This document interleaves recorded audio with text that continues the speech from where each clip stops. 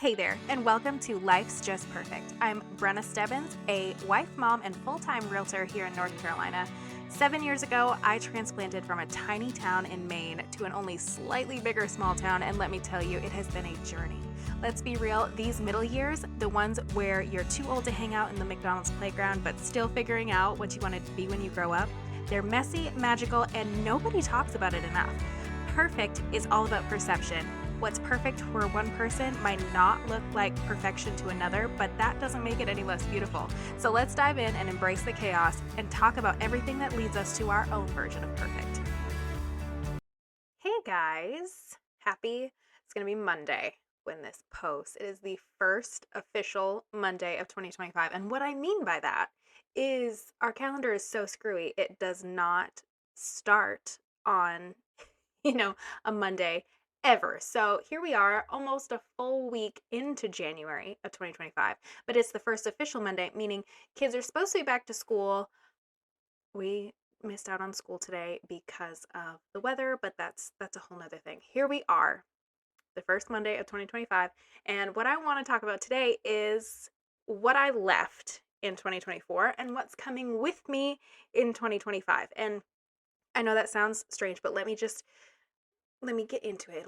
It'll make sense as we go along. So 2024 was a really big year for me personally. I think the last few years, I don't know what it is about turning 30.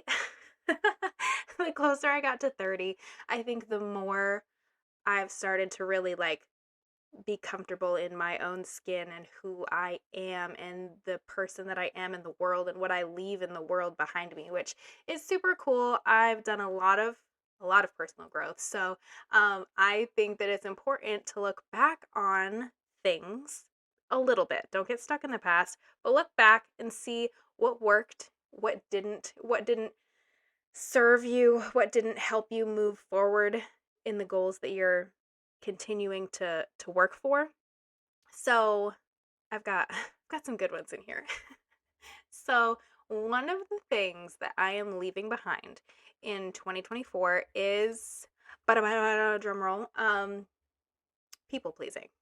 I am a die-hard people pleaser, and it's good in some instances and it's terrible in others. And I'm not saying that I'm just going to be aggressively, no, I'm not doing that for you, but to the point of losing what's important to you or changing who you are at the core for somebody else has to go. It has to stay in 2024, you guys. It's going to be so hard because I am not a confrontational person.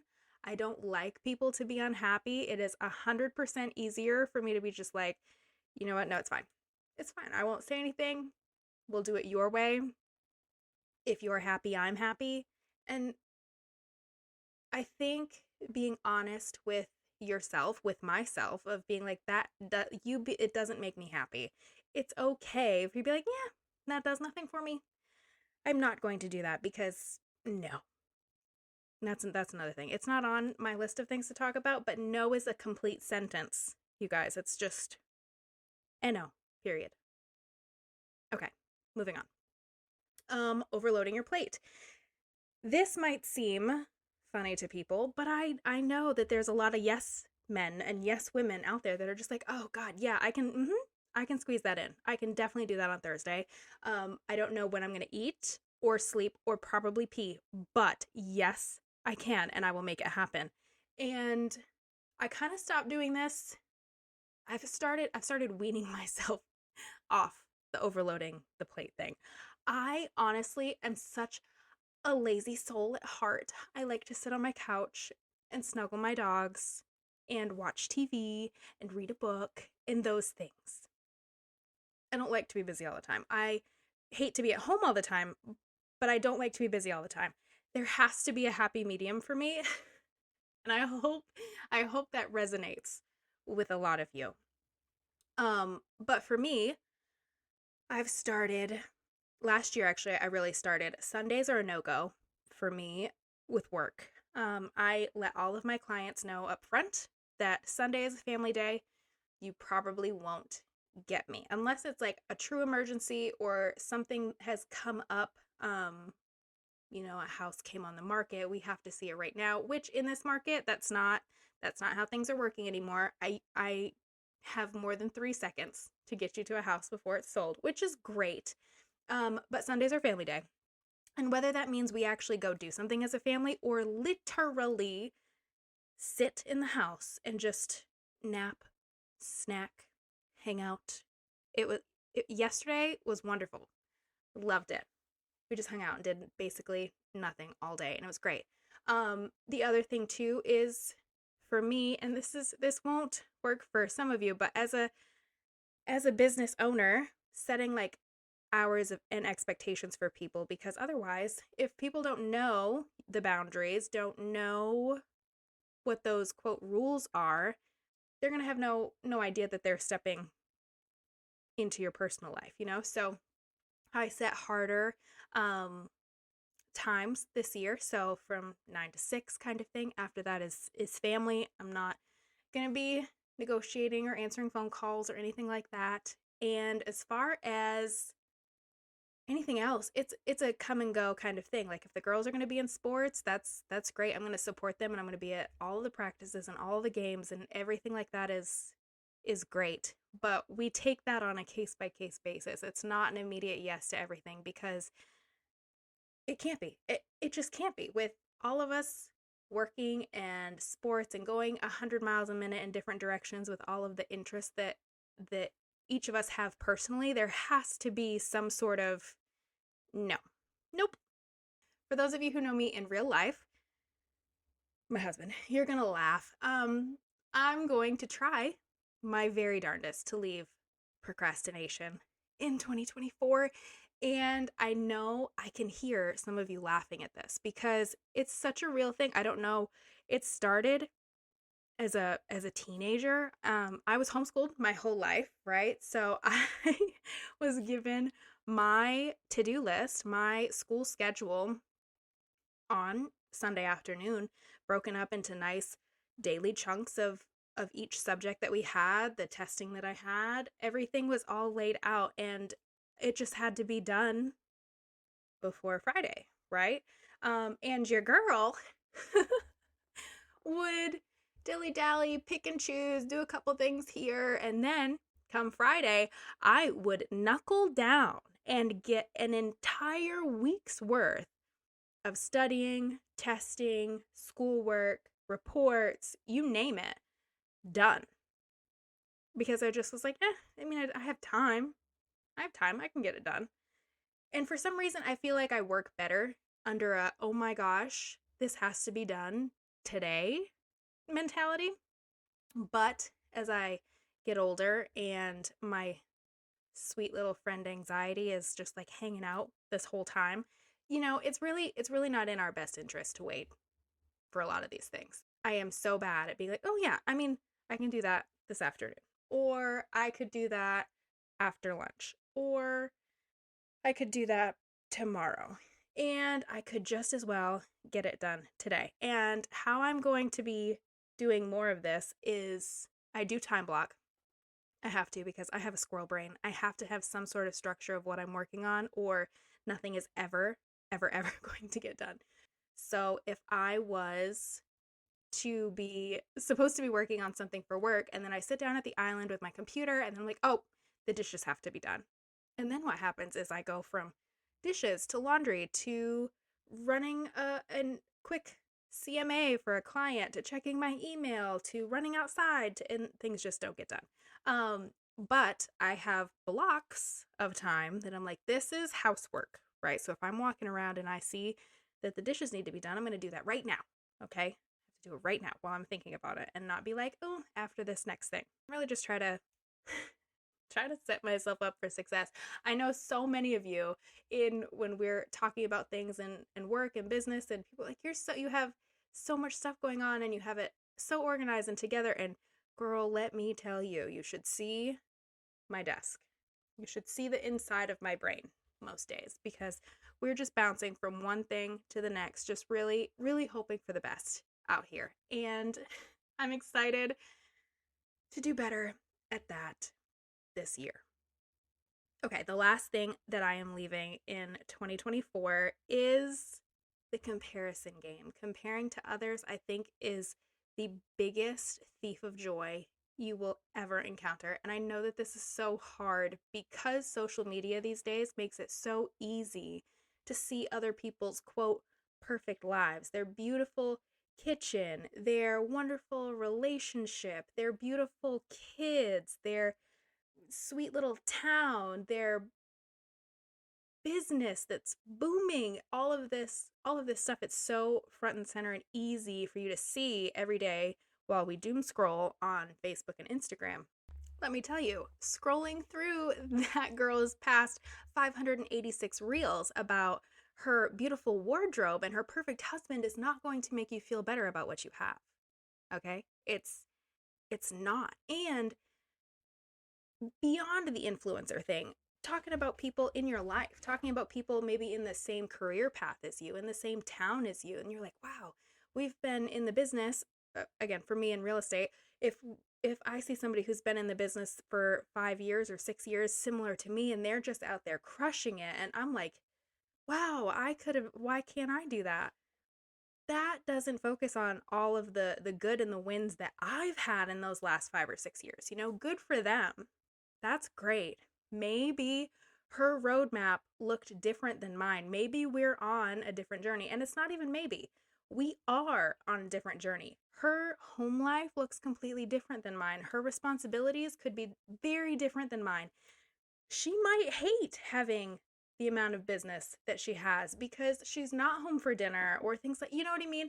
There's so many things that we get caught up looking at other people's lives and being like, wow, I wish that was me. When in reality, those people might be looking at your life going, wow, that girl really has it all.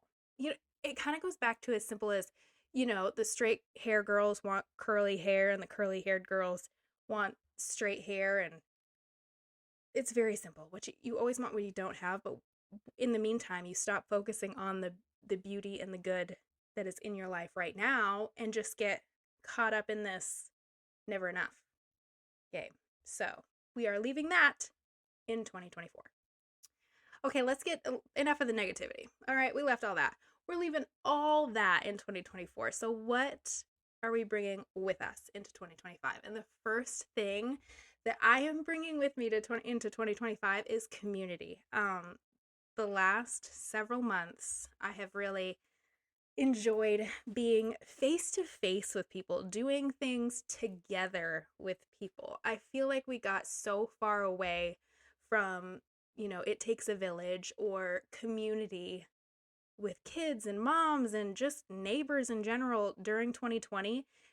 We crawled into our little our little cocoons, and again, with social media, we don't have to leave because we have interaction on there, and let me tell you, it is not the same. It's just not. I love going to get brunch with the girls. I love, this year around Christmas, I hosted a wrapping party.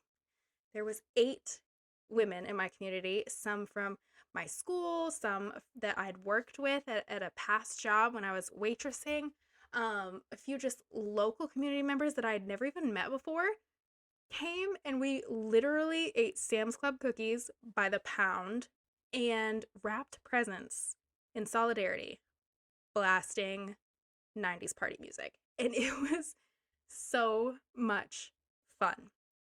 I've started just popping into a Facebook group and being like, hey, I'm stopping for coffee at Narrow Gauge. If anyone wants to meet me, I'll be there at 1.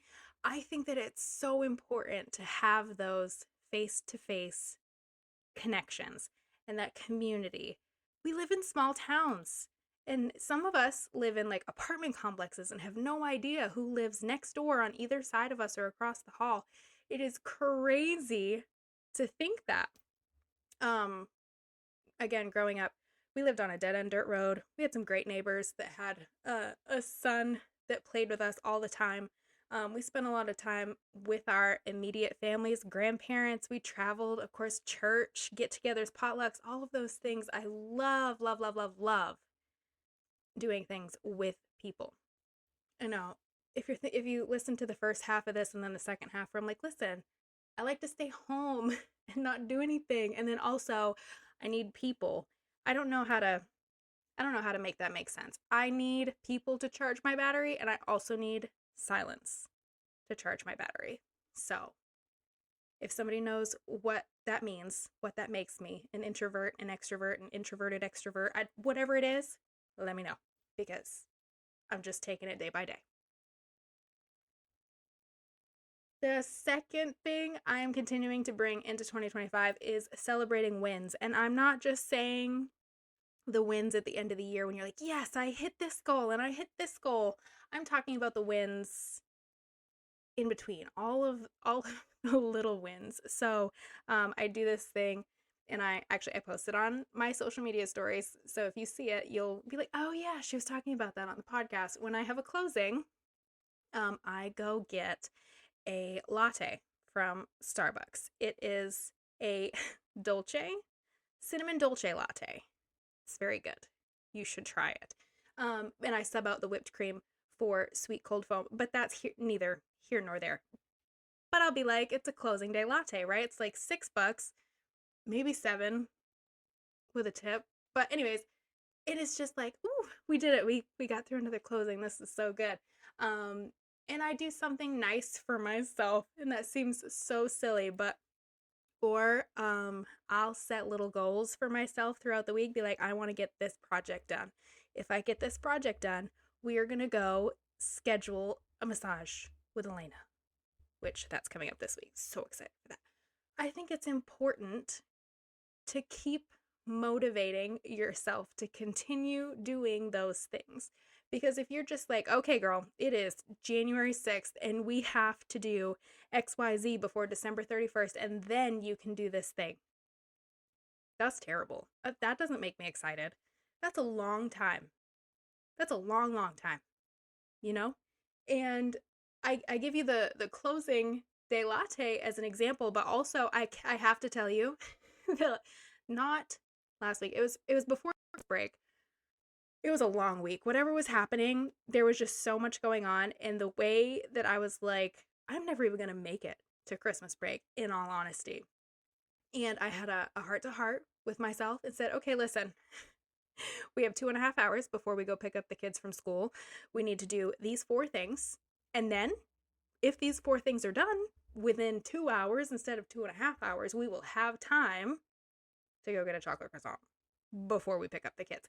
And if that's not adulting, I don't know what is. I think it's literally like we talk about bribing the kids to do things. I bribe myself to do things, quite frankly. And I'm bringing that into 2025 because I think that it continues the excitement to do those things. And honestly, I love a good bribe. Number 3, self-care. Yeah, this ties into a lot of them. Comparing, people pleasing, overloading your schedule, all of those things. Self-care is very important, and it looks very different to many people. It might be a day at the spa for you. It might be a 3-day vacation every 2 months. Whatever your self-care looks like, for me, it could be a fiery hot bubble bath in silence, in the dark, well, with a candle. That's great. Or I schedule monthly massages right now with a wonderful girl in Statesville. So if you would like her information, let me know. As long as you don't book her all out, I will share that information. It leads to better productivity. You know, if you're just like down and not feeling it and stressed and tired and just like keep plugging away, that's what leads to burnout and exhaustion and just irritability. Take a break. Do what you need to do. If you're having a day, have a day and then come back to it tomorrow. The last one is creativity. And this is something that I've really gotten away from in the last several years. I'm kind of an artsy person. I like to draw. I like to doodle. I I started doing the little diamond paintings a couple of months ago. I love that, but I don't do it enough because I don't make time for it. I bought myself 3 years ago, I bought a heat press and a sublimation printer and all of the supplies, and I think I've made like 6 things. And that's dull. I also used to journal every day. And all of those things I think really play a part in self-care, celebrating like the wins, all of that stuff. So I'm gonna try. I can't say I'm gonna try. That's not how we hold ourselves accountable. I am going to bring some more of that creativity back in, maybe on the weekends or in the evenings, like maybe a little less screen time and a little more arts and crafts. That's something that I'm bringing into 2025. So, that's it. That was actually a little bit longer than I expected it to be, but I hope you enjoyed it. I think you should definitely take a few minutes and reflect on what really worked for you in 2024. There has to be good. Focus on the good. Pick out a few things that you're like, yeah, I liked doing that. I'm going to keep doing that. And then also think about the things that didn't work. The ones that you saw on your calendar and were like, ugh, do I have to? And eliminate or include from there. And I'll talk to you guys later. We just finished another episode of Life's Just Perfect with a crooked T. If you loved what you heard, don't forget to subscribe, share, and leave a review. And until next time, let's keep redefining the word perfect.